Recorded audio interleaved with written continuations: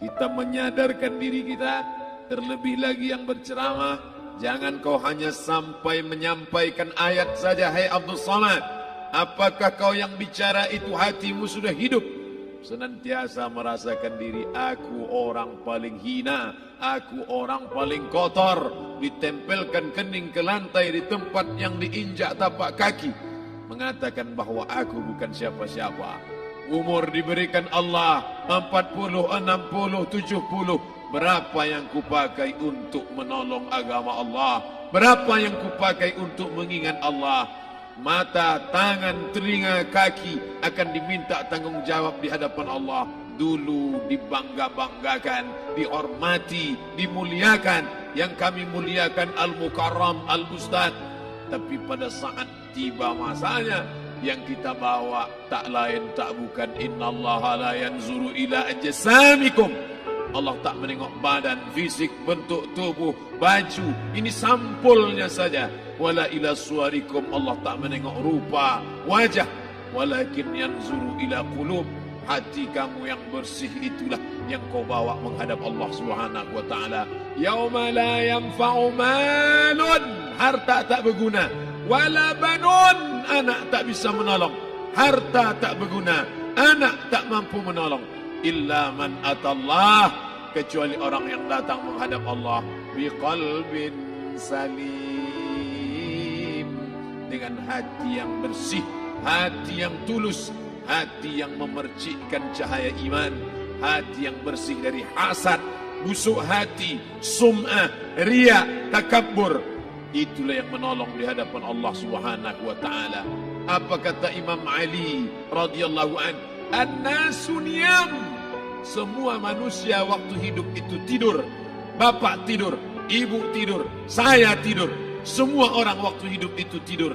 Falamma matu, ketika dia mati, disitulah dia baru terjaga dari tidur panjang. Saat Israel mencabut nyawa, ditarikkan adalah satu centapan yang kuat. Disitulah kita baru terjaga dari tidur panjang. Betapa aku meninggalkan salat, betapa aku tak berzakat, betapa dulu kekuasaan.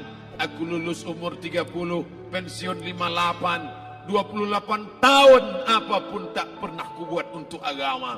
Sibuk membesarkan anak, sibuk mengurus warisan.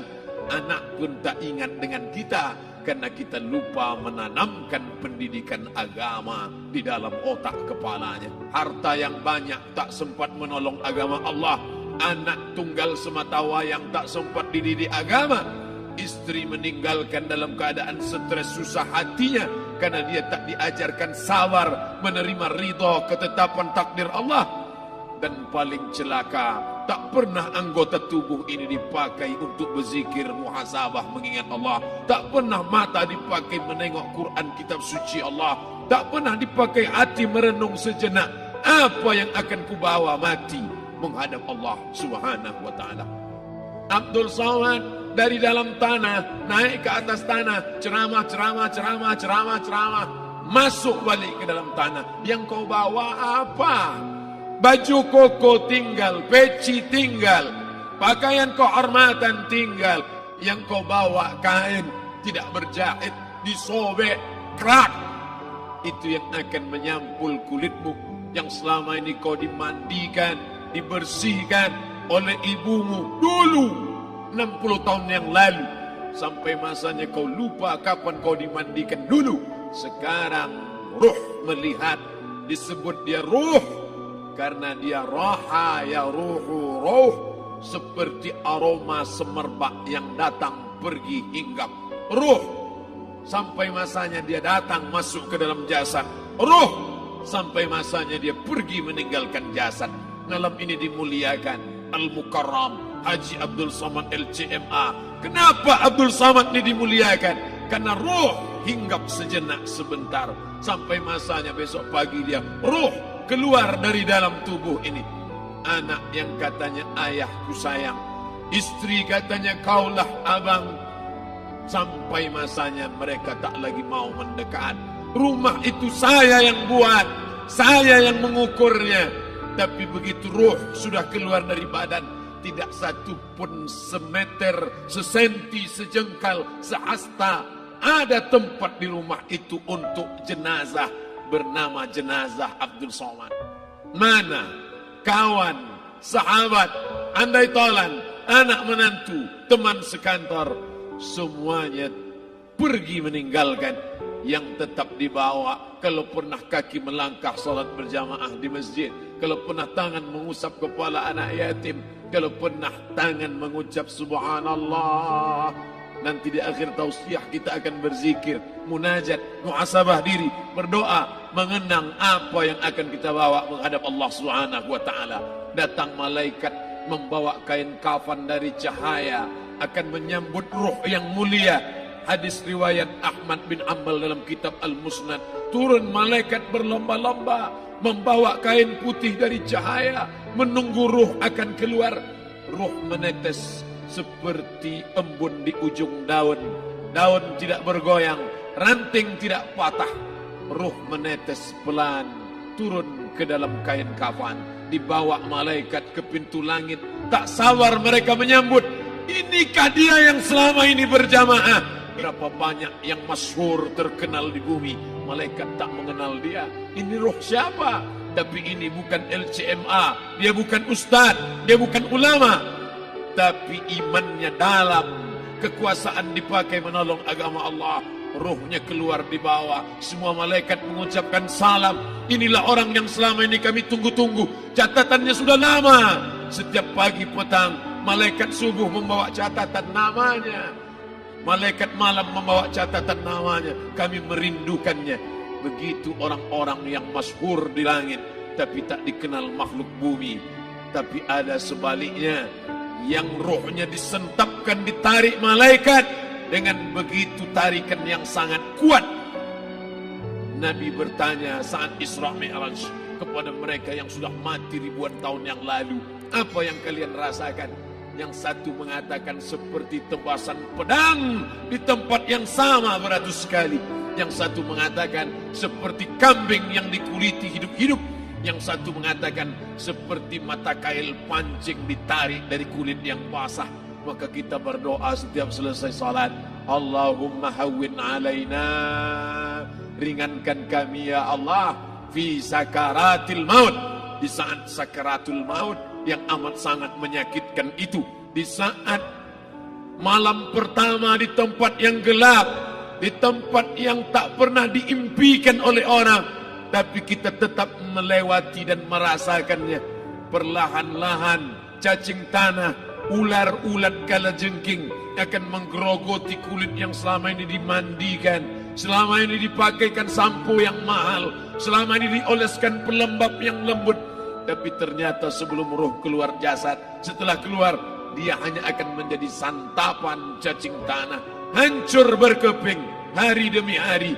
Yang pertama kali membusuk adalah mata, karena dia berisi cairan. Cairan ini mengering, busuk dan berlubang. Lalu kemudian usus sebulan di dalam tanah, mulai dia menggelembung masuk angin dan dia meletus pecah.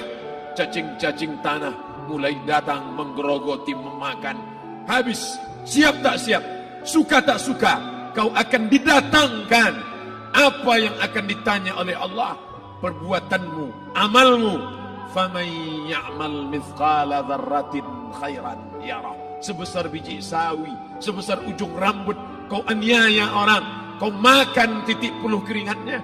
U'tul ajira ajrahu, berikan upah pekerjamu. Gaji tukang panenmu, gaji tukang cuci setrikamu, kau makan, kau tahan 3 bulan. Dia tak menuntut, dia senyum, dia hanya mampu mengadu kepada Allah. Tapi titik peluhnya yang keringatnya, air matanya akan kau balas di hadapan Allah Subhanahu wa taala. Di saat itu tak ada siapa bisa menolong. Hari ini uangmu banyak, kau bayar pengacara handal 1 jam 100 juta, bebas tanpa syarat. Tapi di hadapan Allah semua akan bersaksi. Al-yawma nakhtimu ala, lidah yang selama ini pandai bicara dikunci, ditutup Allah Ta'ala yang akan bicara. Wa tukallimuna aydihim wa tashhadu arjuluhum, kaki akan bersaksi, tangan akan bicara. Bima kanu yaksibun, yang pernah dilakukan di masa yang lalu. Mata melihat seolah-olah nyata perbuatan itu pernah dilakukan dulu. Kita lupa, kita tak ingat. Tapi catatan malaikat terlalu terang benderang.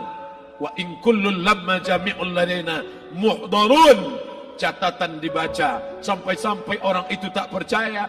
Ma li hadzal kitab, kenapa buku catatan saya ini la yughadiru saghiratan, yang kecil-kecil, wala kabiratan, yang besar-besar, ahsaha, semua tercatat dalam buku catatan yang nyata. Dalam surat Al-Isra apa kata Allah? Iqra. Hari ini kalau dikatakan Iqra baca Quran, Iqra baca Yasin, malam Jumat Iqra baca surat Al-Kahfi. Tapi sampai hari itu Yasin tak bermakna, Al-Kahfi tak lagi disuruh baca, karena hidup sudah berakhir. Iqra, baca. Apa yang kau baca? Kafa binafsikal yawma alaika hasiba. Baca buku catatan amal. Sampulnya dosa, isinya dosa. Catatan kakinya dosa, sampul penutupnya dosa, bibliografinya dosa. Sampai ia pun tidak percaya, kenapa aku hidup hanya dosa saja. Saat itu dia mendengar teriakan azab, saat itu dia menyaksikan pekikan teriakan sakitnya siksa. Rabbana, ya Tuhan kami, farji'na, balikkan lagi kami ke dunia. Rabbana, ya Tuhan kami, absarna, mata kami sudah melihat azab. Wasami'na, telinga kami sudah mendengar sakitnya, pekikan, teriakan, jeritan. Farji'na, balikkan lagi kami ke dunia. Na'mal salihan, kami ingin amal saleh. Kami ingin bantu masjid, kami ingin sekolahkan anak yatim, kami ingin muliakan fakir miskin, kami ingin bantu panti jompo. Farji'na, balikkan lagi kami dunia. Kami ingin salat tahajud, kami ingin tahiyatul masjid, kami ingin puasa sunnah. Saat itu penyesalan tak lagi berguna. Na'mal salihan, kami ingin amal saleh. Andai kau beri kami tenggat waktu ya Allah, laula akhartani, kalau kau beri aku waktu, ila ajalin qarib, aku tak minta hidup 1000 tahun, ila ajalin qarib, sebentar saja kau hidupkan aku ya Allah. Di situ orang baru tahu apa yang pernah dilakukan dulu, yang di masa lalu tak ada cara lain kecuali malam ini kita bertaubat, taubat nasuha, mandi, solat sunat taubat. Ma min muslimin yuznibu zamban, ada orang silap, khilaf, buat dosa, salah. Siapa yang tak pernah salah? Sedangkan datuk moyang kita Adam pun salah, tapi dia mengetahui, sadar salahnya. Dia berdoa, Rabbana zalamna anfusana, kami sudah menzalimi diri kami. Wa illam taghfir lana, kalau kau tidak mengampuni kami, wa tarhamna, kalau kau tidak merahmati kami, lanakunanna minal khasirin, kami termasuk orang yang rugi ya Allah. Maka malam ini kita bermunajat kepada Allah, berdoa, mengenang masa lalu, bergelimang dosa, besok tak akan kita ulang. Kita minta ampun kepada Allah Subhanahu wa taala. Astaghfirullahalazim. Astaghfirullahalazim. Astaghfirullahalazim.